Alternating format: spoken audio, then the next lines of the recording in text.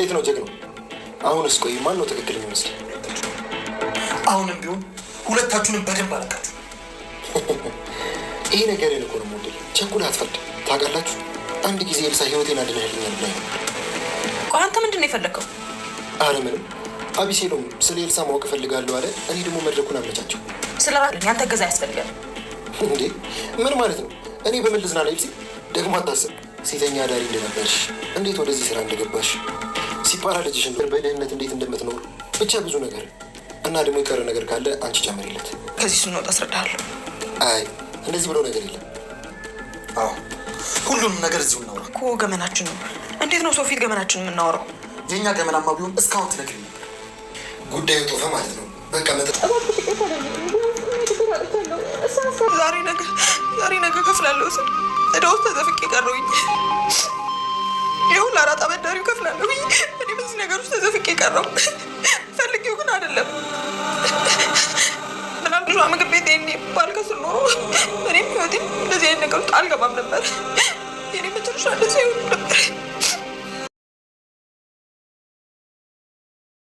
ይሄንን ያዘው እንባሽን ትተሽ እያንዳንዱን ነገር ንገሪው፣ የተፈጠረውን ነገር በማለት ማቴዎስ አንዲት ነገር ሳያስቀራ ለአብሲሊዮም ይነግረዋል። የኤልሳን ታሪክ ሴተኛ አዳሪ እንደሆነችና ሲምባላም የሱ እንደሆነች ሆኖም ከቢንያም ጋራ ያደረችውንና የቢንያምን ልጅ እንዳረገዘች ሳይቀር ሁሉንም ይነግረዋል። አብሲሊዮምም እንግዲህ እጅግ በጣም ደንግጧል። እንዴት ይሄ ሁሉ ነገር ተፈጠረ እያለ ይገኛል። እንግዲህ በባለፈው ክፍል ላይ አብሲሎንን ደውሎ ና እንገናኝ ብሎት ነበረ ማቴዎስም እንግዲህ በእጅ ተንቀልቅለ መጣክ በጣም ጥሩ ነው በማለትም አብሲሎንን ያግተዋል። እሱም እንግዲህ ካገተው በኋላ እያንዳንዱን ነገር ሊነግረው ይሞክራል። ሆኖም እንግዲህ ኤልሲ አብሲሎም የት ገብቶ ነው ስልኩን አያነሳ ምን ሆኖ ነው እያሉ ከሰብለ ጋር እየተጨነቁ ነበር። ሆኖም እንግዲህ የትስ ሄዶ ነው ስልኩን አይዘጋም ለምንድን ነው እያሉ እንግዲህ እየተጨነቁ በመሀል እንግዲህ ኤልሳ ምናልባት ማቲያስ አግቶት ሊሆን ይችል ወይ ማቲያስ እየፎከረብኝ ነበር የሚለው ነገር ትዝ ይላትና በሀሳብ ትሄዳለች። ምንድነው የምታስቢው? ችግር አለ ወይስ የምታውቂው ነገር አለ? አሁን አብሲሎንን ከየት ነው የምናገኘው? በይደጋግሚና ደውይለት ብላ ትላታለች። የምታውቂው ነገር አለ ወይስ እንዴት ነው ብላ ስትላትም እሷም ምንም የማውቀው ነገር የለም። ስለዚህ እንዴት ስላቅ እችላለሁ? ለምንድነው እኔንስ የምታየው? እኔንስ እንደዚህ የምትኝ ለምንድነው እያለቻት እንግዲህ ትናገራታለች። ኤልሳም ምንም አላቅም ብትል ግን ሰብለ የሆነ ነገር የምታውቂው ነገርማ እንዳለ ፊትሽ ያስታውቃል። ለማንኛውም አሁን አንቺ ማድረግ ያለብሽ እስቲ ለወይንሸት ደውይላት ብላ ትላታለች። ለወይንሸት ደውይላት ትላታለች። እንግዲህ የማነው አብሲሎንም ስልክ ደጋግማ ስትደውልለት እያነሳላትም ስላልነበረ ሆኖም እንግዲህ ስትደውልላት ታነሳላታለች። እሷ ግን አታነሳልኝም። አሁን ከቤት አባረናት እንዴት ነው ስልኬን የምታነሳልኝ ብላ ስትላትም ሰብለም ደውይላት ልታነሳልሽ ትችላለች፣ ምናልባት አብረው ካሉ በማለት ነበር የደወለችላት። ወይንሸትም ስልኩን አንስታ የት እንዳለ እንደማታቅና ምን ሆኖ ነው አብሲሊዮም ምን ሆኖ ነው እያለ ትጠይቃታለች። እኔ እንጃ ስልክ አልደወለልኝም፣ ስልኩም ዝግ ነው፣ እሱ ስልኩን እኮ አይዘጋም ብላ ትላለች። ከደወለልሽ አሳውቂኝ በማለት ስልኩን ትዘጋባታለች። ወይንሸትም እንግዲህ ከቤት ከተባረረች በኋላ በዚህ በሌሊት የት ነው የሚሄደው?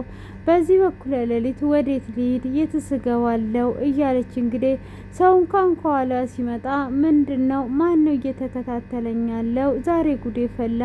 ወዴትስ ነው የምገባው? እንዴትስ ነው የምሆነው? እያለች እንግዲህ ግራ ቀኟን እያየች ግራ እየተጋባች ወደምትሄድበት ታጣለች። አሁን ማታ እንኳን ባይሆን ስራ ላገኝ እችላለሁ። በዚህ በማታስ ምን አደርጋለሁ? ውስጤ ደግሞ ገጠር ሂጅ ያላለኝም፣ ልቤም እየደነገጠ ነው። ምን ሊፈጠር ነው? ጌታ ሆይ አንድ ነገር ብቻ እንዳሉን እያለች እንግዲህ ግራ በመጋባት ውስጥ ነበረች። ሆኖም እንግዲህ ወደ ገጠር መሄድ ስለማትችል ምሽትም ስለሆነ ስራም ማግኘት ስለማትችል ከእንደገና ወደዛ ቤት ለመመለስ ታስባለች። እሷም እንግዲህ እየፈራች ዋላዋን እያየች ወደዛ ቤት ለመመለስ ታስባለች ማለት ነው። እንግዲህ ወደ ቤትም ስትመለስ ኤልሳም አብሲሎንን ፍለጋ ከቤት ወጥታለች። ኤልሳ የለችም። ሰብለ ብቻ ሳሎን ላይ ቁጭ ብላለች። የሰብለ እግር ስርም ትንበረከክና እባክሽን ቅርበኝ፣ በዚህ በማታ ወደሚሄድበት የለኝም፣ ትንሽ ጊዜ ብቻ ታገሱኝ እባክሽን እያለች እንግዲህ እግሯ ስር ተንበርክኳ ትለምናታለች። እሷም ተነሹ እርሹ ይሄንን ብላ ስትላትም በፍጹም ይቅርታ ካላረግሽልኝ አልነሳም ብላ ትላታለች። እሺ አውርተን እንፈታዋለን ተነሺ ብላ ስትላትም አይ ይቅርታ ካላረግሽልኝ በፍጹም አልነሳም እያለች እንግዲህ እያስቸገረች ነበረ። ሆኖም በስተመጨረሻ ችግር የለውም ተነሽና እናውራ ትላታለች። እሷም እንኳን መጣሽ፣ እንደውም ብቻዬን ሆኜ የምገባበት ቀዳዳ ጠፍቶኝ ነበር፣ ደብሮኝ ነበር፣ እንኳን መጣሽ፣ እኔ ይቅር ብዬሻለሁ፣ ምንም ነገር አታስቢ ብላ ትላታለች። እሷም በደስታ እንግዲህ እሺ እና አብሲሎም ምን ሆነዋል፣ እነሱስ ምን አይነት ሁኔታ ነው ላይ ነው ያሉት ብላ ስትል እኔ እንጃ፣ ኤልሳም ከዚህ ቤት ምናልባት ማቴዎስ ጋር ሊኖር ይችላል ብላ ከሄደች ስልኳን እያነሳች አይደለም። ምን ላይ እንዳሉና ምን እንደተፈጠረ ላቅ አልቻልኩ ብላ ትላታለች። እሷም እስቲ የኔን ስልክ ቁጥር ስለማያቅ እኔ ደውልለትና የኔን ስልክ ካነሳ እናሰማለን ብላ ትላታለች። ወይንም እንግዲህ ወደ ማቲያስ ጋር ትደውላለች። እንግዲህ ማቲያስ አብሲሎንን ካገተው በኋላ እያንዳንዱን ነገር ስለ ኤልሲ ይነግረዋል። ኤልሲንም እንዴት እንዳወቃት መቼ እንደተዋወቁ ይነግረዋል። እሱም እንግዲህ በመጀመሪያ ሴተኛ አዳሪነት ስትጀምር ራሱ እኔን ያማከረችኝ ብሎ ይለዋል። ይሄ ነገር ውሸት ነው፣ ብዙ ነገር ዋሽታለች ብሎ ሲልም በፍጹም ምንም ነገር የለም፣ ይሄ ውሸት ነው። እሺ ሲምፓላ የእሷ ልጅ ናት፣ ሆኖም ግን ሌላው ነገር ሁሉ ውሸት ነው ብሎ ይለዋል። ሆኖም የሚጠጣ ነገር ላምጣና ዘና እያልኩኝ እንዳለ እያንዳንዱን ታሪኳን እነግርሃለሁ ብሎ ይለዋል። ይሄ ሁሉ ነገር እንዴት እንደዚህ ትዋሸኛለች? አንተስ እኔን እንደዋሸችኝ አንተን እንደውም አልጎዳችም ብሎ ሲለውም እንግዲህ ኤልሳን መጀመሪያ ጊዜ ሲያውቃት መንገድ ላይ ቁጭ ብላ ሆቴል ትንሽዬ ነበረቻት። እሱን ከስራ ነበር ያየች። ሆኖም ያወራታል፣ ሰላም ይለታል። ምን ሆነሽ ነው ብሎ ሲላትም እናቴ ታማ ሆስፒታሌን ሁሉ እናቴ ታማ ምግብ ቤቴን ሁሉ ሸጬ አሁን ላይ ግን እጄ ባዶ ነው፣ ከስሬ ነው የምገባበት ጠፍቶኝ ነው። እናቴ ደግሞ ታማብኛለች፣ እናቴ ማዳን አለብኝ ብላ ትለዋለች። እሱም እንግዲህ እሺ አንድ ነገር ላድርግልሽ፣ የእናትሽን ህይወት ለመታደግ እኔ ከባለ ሀብቶች ጋር አገናኝሻለሁ፣ አንቺ እነሱ የፈለጉትን ነገር ታደርጊላቸዋለሽ፣ ከዛም በኋላ እናትሽን ማዳን ትችያለሽ ብሎ ሀሳቡን ያቀርብላታል። እሷም እንግዲህ ግራ ይገባታል። እሷም በፍጹም እንደዚህ አይሆንም ብላ ስትለው ትቷት ይሄዳል ማለት ነው። ኤልሳም እንግዲህ ትቷት እንደሄደ ይህንን ነገር እንዴት ነው አድርጌ ነገሮችን ማስተካከል የምችለው? ስለዚህ አሁን ምን ማድረግ አለብኝ ብላ ታስባለች። ሆኖም እንግዲህ እንደዛ በምታስብበትም ሰዓት እንግዲህ ምንም አይነት ነገር ማድረግ ስለማትችል ምንስ ሊፈጠር ነው፣ ምንስ ሊሆን ነው እያለች እንግዲህ ግራ ገብቷት ይገኛል ማለት ነው። ሆኖም እንግዲህ ኤልሳ ያለውን ነገር ከነገረችውም በኋላ ያንን ውሳኔ ትወስናለች። እናቴን ለማዳን ግዴታ ይሄን ስራ መስራት አለብኝ ብላ ካሰበች በኋላ እሱም ያሁሉን ነገር አውርቷት እሷም ከወንድ ጋር ተኝቼ አላቅም፣ ስለዚህ ምንም ነገር ማድረግ አልችልም፣ እኔ ድንግል ነኝ ትላለች። መቼም ድንግሎች በጣም ብዙ ናቸውና ኤልሲም ድንግልናዋን የሰጠችው በቅርብ ቀን ነው። እንግዲህ ድንግልናዋን ሰጥታ ምናልባትም ደግሞ ድንግልናዋን አሰርታ ሊሆን ይችላል። አሁን ላይ እንግዲህ ድንግልና ማሰራት ቀላል ነው። ስሙን ራሱ በጣም አቅለውታል። መቅለል የሌለበትና መወደድ ያለበት በፍጹም መሰራት የሌለበት ነገር ነበረ። ግን አሁን አካባቢ ሹክሹክታ ስንሰማ ያው ከፍተነውም ባናየው እንዴት አይነት እንደሆነ ባናቀውና ባናየው መሰራት ተጀምሯል እያሉ ነው። እንግዲህ እነሱ ባለሙያዎቹን እንተውላቸዋለን ማለት ነው። ያሰሩትም እንግዲህ ምን እየተሰማቸው እንደሆነ እነሱም ማብራሪያ ሰጥተው ይገኙ ነበር።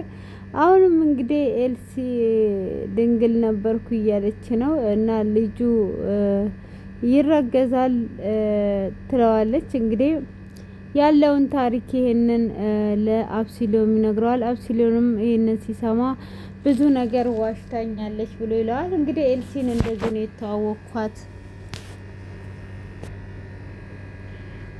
የተዋወቅኳት ብሎ ካለ በኋላ እሺ እንደዛ ከሆነ በማለት ወዮ ጋሽ አለማየሁ ስልኬ እኔ ላይ ወድቆ ጉንጬን አልመታኝም። እስቲ ማስደገፊያ ነገር አምጪልኝ። አንቺ ልጅ እስቲ እንደዚህ ሁኚ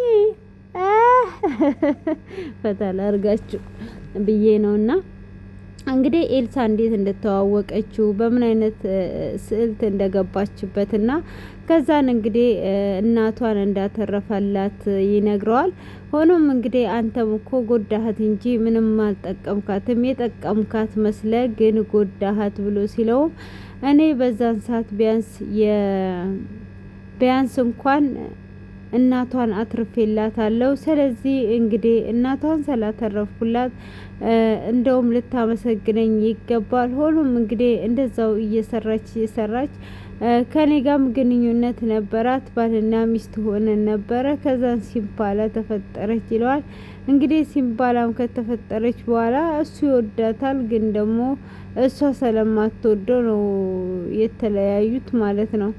እና ያለውን ነገር ሲነግረው አብሲሎም በጣም ነበረ ያዘነው። እንዴት የሁሉ ነገር ትዋሸኛለች በማለትም እንግዲህ እጅግ በጣም ያዝናል። አሁን እንግዲህ አንተ ልጅህን ይዘህ ከልጅ ጋር መኖር ነው ብሎ ሲለውም እንግዲህ ማቴዎስም አሁን ላይ የምፈልገው ልጅን ሳይሆን በቀል ነው ብሎ ይለዋል። ለምን ብሎ ሲለውም አሁን ላይ እያንዳንዱ ላደረገች ነገር ልበቀላት ነው የምፈልገው በማለትም እንግዲህ በንዴት ይናገራል። እናትየዋንም ሆነ እሷንም እንደማይለቃት እያንዳንዳቸውን እንደሚገላቸው ሲናገር እንዴ እናትየው እዚህ ናት ወይ? እናትየዋ እኮ እዚህ የለችም ብሎ ሲለውም ይህንንም ዋሽታ ካለች ብሎ ይለዋል።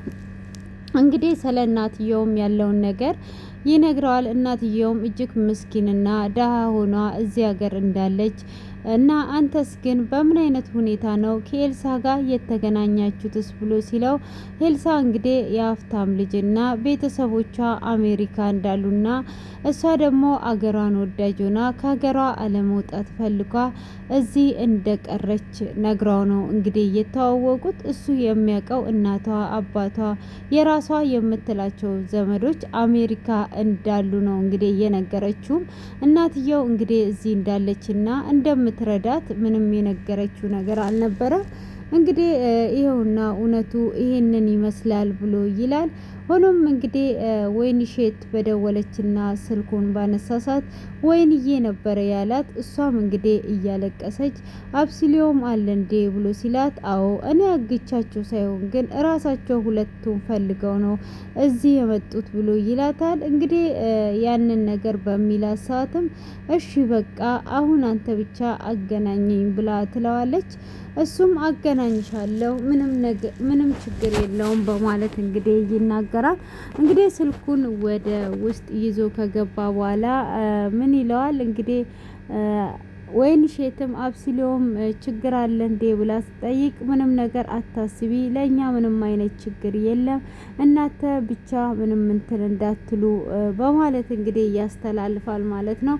ሆኖም ያንን በሚያስተላልፍበት ሰዓትም እሺ ካዲያ እንዴት ነው ምንድን ነው እሱ ብላ ስትልም ምንም ነገር እንዳይጨናነቁና እንዳያስቡ ይነግራል። ሆኖም እንግዲህ ቶሎ ብላ ማናት ሰብለ ማቲያስ እያለ እንግዲህ ፖሊስ ይዤ ልምጣ እንዴ? ምን አይነት እዚህ ጋር እኮ ፋርነት ነው እንዴ? እሱ አሁን እዛ ጋር እያለ ፖሊስ ይዘሽ ነይ ብሎ ይላታል እንዴ? ሰብለ ዛሬ ተሸወደች። አብሲሎንን ፖሊስ ይዤ ልምጣ እንዴ ብላ ስትለው ነበረና እንዴት ፖሊስ ይዟ ልትሄድ ትችላለች? በዚህ ሰዓት እንደዚህ በሆነበት ሰዓት ፖሊስስ ይዟ እንዴት ፖሊስ ይዘሽ ነይ ሊላት ይችላል? እንዴትስ ሎኬሽን ይሰጠኛል ብላ አሰበች? ምን አይነት ፍርስና ነው? እንደዚህማ በፍጹም አይሆንም። ሲጀመር እንደዚህ አንበሳ ነበረች እኮ ሰብለ እንደምናቃት ብራንድ ነበረች፣ እያሽከረከረቻቸው ነበረ። አሁን ግን ነፈሰባት መሰለኝ እንግዲህ እንደዛ ስትለው ነበረ ማለት ነው። እሱም እንግዲህ እንደዛ በምትለው ሰዓት አረ ምንም ነገር የለም ብሎ ይላታል። እሷም እንግዲህ እሺ ስልኩን ጥርቅም አድርጎ ይዘጋል። ወይ ምን ይሻለናል በማለት እንግዲህ ታስባለች፣ ትጨነቃለች። እና ፖሊስ ይዘን እንሂድ እንዴ? አይ ፖሊስ ይዘን ከምንሄድ እስቲ ደግሜ ልደውል ብላ ደግማ ወይኒ ትደውላለች።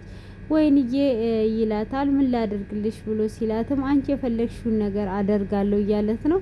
ምን ማለት ፈልጎ ነው እዚህ ጋር ማቴዎስ ወይንሼትዬ ምናምን የሚለው? ወይ ጉድ እኮ ነው። እሷን ፈልጓት ነው ኤልሳን ለማስቀናት ሊሆን ይችላል። ግን እንግዲህ ኤልሳ ብዙ ነገር አለ ማለት ነው። እና በገደለው ከዛን ስልኩን ያገናኛታል ማለት ነው ከአብሲሎም ጋር። አብሲሎም ማለት ግን ትርጉሙ ምንድን ነው? አብሲሎ ይላታል። አብስላችሁ ብሉ ለማለት ነው መሰለኝ ይላታል። እንግዲህ እነሱም ስልኩን ከዘጉ በኋላ እና ፖሊስ እንሂድ እንዴ ብላ ስትልም እንግዲህ አብሲሎም ደግሞ ምንም አታስቡ እኔ ሳይነጋ በፊት እመጣለሁ እያለ ነው። እንግዲህ ኤልሲን እያፋጠጧት ነው ማለት ነው። ኤልሲን እንግዲህ እያንዳንዱ የዋሸሽኝን ነገር አሁን እዚህ ንገሪኝ ብሎ ይላል። ማቲያስም እንግዲህ እዚሁ አንድ ላይ እንድታወሩ ነው የምፈልገው። ስለዚህ አሁን እያንዳንዱን የዋሸችህን ነገር አንተ ጠይቃት እሷ ትንገር ብሎ ይላል። ኤልሳም እንግዲህ ይሄ እኮ የቤታችን ገበና ነው፣ ቤታችን ገብተን እንጂ ማውራት ያለብን እዚህ ማውራት የለብንም ብላ ትላለች። የቤታችን ገበና ከሆነ እኮ እያንዳንዱን ነገር ቀስ እያልሽ ለእኔ መንገር ነበረብሽ። ስለዚህ ማቲያስ ትክክል ነው፣ አሁን እዚሁ ነው የምናወራው ብሎ ይላታል። ከዛን እንግዲህ ማቲያስም ያጨበጭብለታል። ትክክል ነው ብሎ ይለዋል። ከዛን ያንን ነገር ካጨበጨበላት በኋላ አሁን ጠይቃ አንተ ጠይቅ እሷ ዝም ትበል ይላል። ከዛ ኤልሲ ዝም ስትል እንግዲህ አብሲሎም ይጠይቃል። ከዛን እንግዲህ የሲፓላ አባት ማን ነው በማለት ነበር ጥያቄውን የጀመረው። የሲፓላ አባት እንግዲህ ማንነቱን አልናገርም ብላለች። እሷም ማን ነው ማቲያስም በፍጹም አለቅሽም ተናገሪ ሁሉንም ነገር ብሎ እንግዲህ ይላል። ደግሞም የራሱ የማቲያስ ጥያቄን ስለጠየቀለት አብሲሎም በጣም ደስ ብሎት እያጨበጨበ ነበረ ማለት ነው። እንግዲህ እሱ እያጨበጨበ በሚገኝበት እሷም እንግዲህ በፍጹም አልናገርም ትገለኛለህ እንጂ ምንም አይነት ነገር አልተነፍስም። አንተ ደግሞ ገበናችንን እዚህ አናወራም። እያንዳንዱን ነገር እቤት ሄጄ አስረዳሃለሁ ከነ መረጃው ትላለች። እንግዲህ ውሸቷን ለማቀነባበር ማለት ነው። ሆኖም እንግዲህ እሷም እምቢ ስትል ተናገሪ ብሎ ይላታል። እሺ እናትሽ እዚህ ናት ወይ ብሎ ይላታል። አሁን የሴተኛ አዳሪስ እንደሆንሽ ለምን አልነገርሽኝም ብሎ ቢላትም ቀስቀስ ብዬ እንዴት ልነግር እችላለሁ? እኔ እንደዚህ ብር ቸግሮኝ ከስሬ እና ደግሞ እናቴ እዚህ ሀገር ታማሚ ሆኗ እንዳለች ብነግር እና ሴተኛ አዳሪ እንደሆንኩ ብነግር እና ደግሞ አንድ ልጅ እንዳለኝ ብነግር ትቀበለኝ ነበር ወይ በማለት ትጠይቀዋለች። እሱም አዎ እቀበልሽ ነበር፣ ለምን አልቀበልሽም እያላት ነበረ። እሷም በፍጹም አትቀበለኝም፣ እኔ ደግሞ ትቼዋለሁ፣ ምንም ነገር እንትን አልልም በማለት እንግዲህ ትናገራለች። ሆኖም እንግዲህ በምትናገርበትም ሰዓት አሁንም ቀጥ ብለሽ ተናገሪ ብሎ ይላታል። እሺ በቃ እኔ ሴተኛነት ስጀምር የሰው የአራጣ አበዳሪ ብር ነበረብኝ። ያንን የአራጣ አበዳሪነት ልከፍል ስል ያው ቴሌንም ስለከሰርኩኝ ለዛ ብዬ ነበረ። ከዛን ግን ያንን ብር ከፍዬ ስጨርስ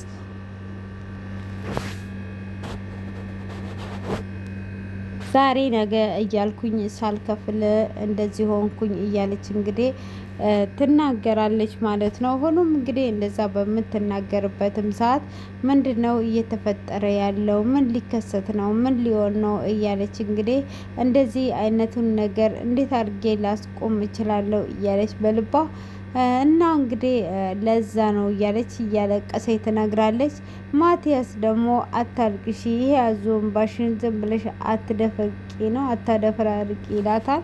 እሷም እንደዛ እንግዲህ በሚናገራትም ሰዓት እያለቀሰች ለማሳመን ትሞክራለች። ከዛን እንግዲህ ማቲያስም ቆይ እኔ መጠጥ ይዤ እመጣለሁ ከዛም በኋላ እየጠጣሁ ዘና እያልኩኝ አንተ የምትፈልገውን ነገር ትጠይቃለህ ብሎ ይለዋል።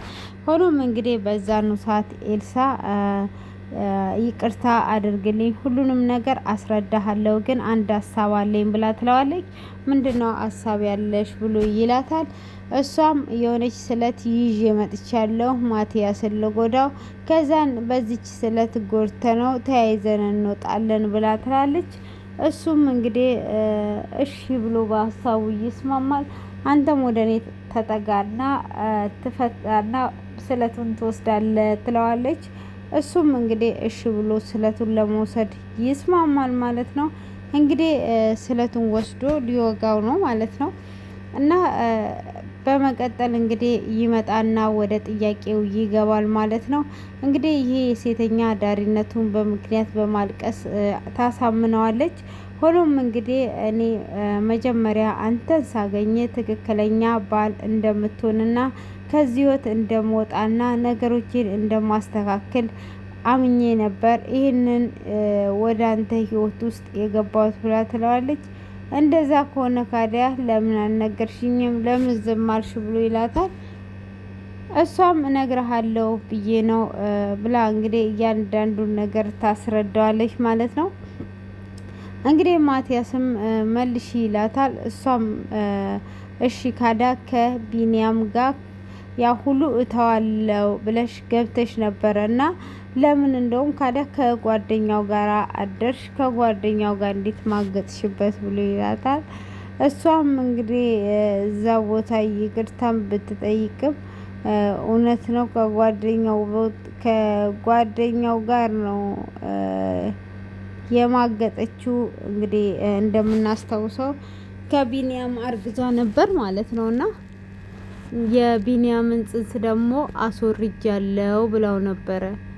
ጽንሱን አስወርጃለሁ ለምን አስወረሽ ብሎ ሲላት አስወርጃለሁ ብላ ነበር። ዛሬ እንግዲህ ማቲያስ እንዳለ ቅሌቷን ያወጣው እሱ ቤት መጥቷል። ልትታገል መጥቷና ጽንሱ እንደወረደ ሁሉ እየነገረው ነበረ። እንግዲህ የቀረውንም ደግሞ እያንዳንዱ ዘርዝሮ እንደሚናገር እየተናገረባት ነው ያለው። እንግዲህ የምትገባ ቀዳዳ ውስጥ አጥቷለች ማለት ነው። በአሁን ጊዜ ላይ ምን አይነት ነገር እንደምትመልስ ግራ ገብቷት ነው የምትገኘው። እና እስቲ ልክ ናት ወይስ ልክ አይደለችም የምትሉ እናንተ ደግሞ ሀሳባችሁን ኮሜንት ላይ ትለቃላችሁ ማለት ነው። ይሄ ነገር መደበቋ ትክክል ነው ወይ? የድሮ ህይወቴንና ልጄን ደብቄ ልኖር ነበረ ብላለች። እና የሆነ ነገር ከቤተሰብ የምንደብቀው ነገር ተደብቆ ይቀራል ወይ? ተደብቆ የሚቀር አይመስለኝም እንደኔ ማለት ነው።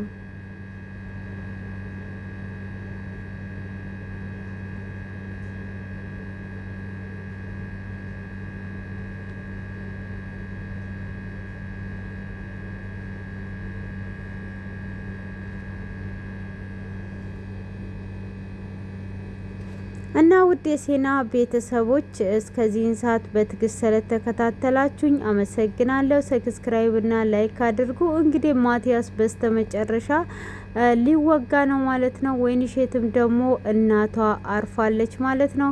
እናቷ አርፋለች ተብሎ ተደውሎላት እጅግ በጣም አዝናለች። እንግዲህ ሁሉ ነገር ተስተካክሎ ትኬት ሁሉ ተቆርጦላት ልትሄድ ነው ማለት ነው። እንግዲህ ለእናቷ ብላ ብዙ ፕሮሰስ ውስጥ ብዙ ውሸት ውስጥ እየገባችው ነገር አሁን ላይ እንግዲህ እናቴን እያለች በጣም እያሳዝናል። ህይወቷ እንደዚህ ማለፉ እንግዲህ ብትታከምላትና ብታስታምማት በጣም ነበረ ደስ የሚለው። ሆኖም እንግዲህ እንደዚህ አይነት ነገር ስለተፈጠረ ምንም አይነት ነገር ማድረግ አይቻልም፣ ተመስገን ብሎ ከመቀበል ውጪ ማለት ነው። እንግዲህ የዛሬ ቪዲዮአችን ይህንን ይመስላል። ያላችሁን አስተያየት አስቀምጡ። ዛሬ ላይ እንግዲህ እጅግ በጣም ደክሞኛል። ድምጼም የመቆራረጥ አደጋ ደርሶበታል መሰለኝ። አያም ሶሪ እላችኋለሁ። በጣም ይቅርታ። በጣም ነው የምወዳችሁ የማከብራችሁ ውድ የሀገሬ ልጆች። እግዚአብሔር ይጠብቃችሁ ይጠብቀን፣ መልካም ሁሉ ይሁንልን። አሜን ብያለሁ እኔ እና እንደዛ አድርጉ።